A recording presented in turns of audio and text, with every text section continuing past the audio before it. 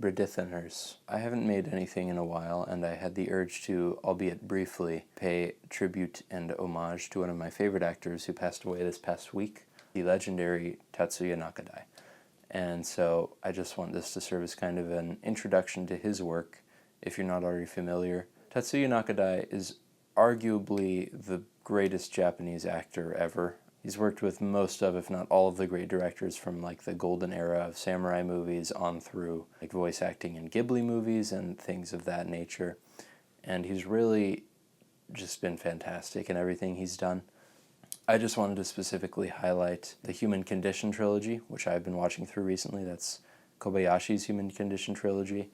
And he's worked with Kobayashi in other films. Harakiri is his most famous movie and Kobayashi's most famous movie, and that's excellent. But his character in the Human Condition trilogy, let me look at his name.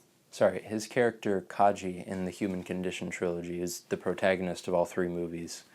Really, his performance and the character himself obviously just elevates those films because it's very, very hard to portray legitimate good behavior and ethical behavior in film in a way that's compelling and not preachy. It's very easy to portray evil, but it's very, very hard to earnestly portray good like that, and Nakadai manages to do that very well in The Human Condition. And he is an actor he was able to act with his eyes very well. That's generally considered a great trait of acting, and I think he's one of the finest demonstrators of that. And I just very recently, before I heard about his death, actually watched The Human Condition 2, most of which takes place in a very abusive soldiers' barracks.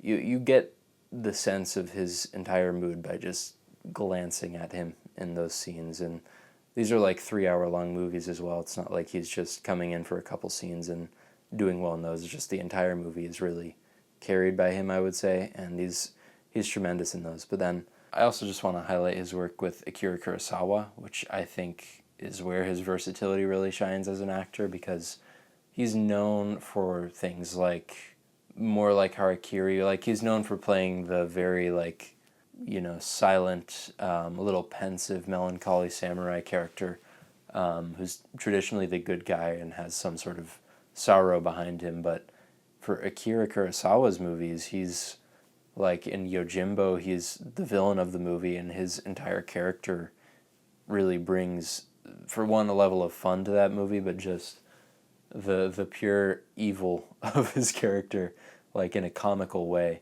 is really fascinating. And that also was the blueprint for Fistful of Dollars, which is pretty much a remake of Yojimbo.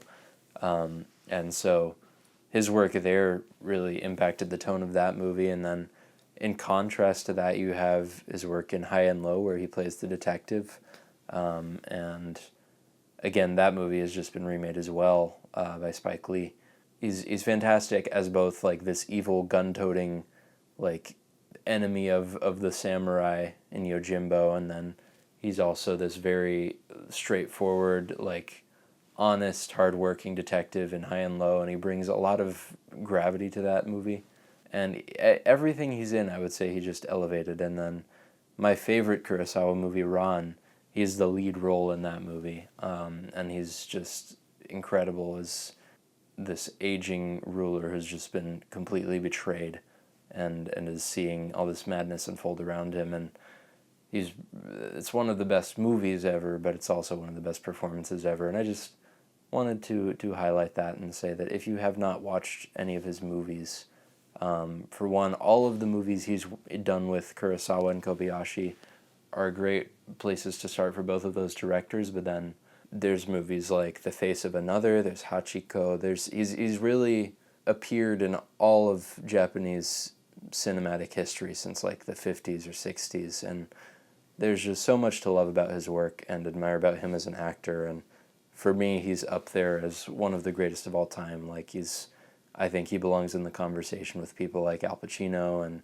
and for me, I just have never understood why he hasn't gotten as many of the flowers as he deserves, at least in the States. But I know he's a legend in Japan, and I hope that this serves as some sort of way of honoring him and passing on his work to another generation. That is all.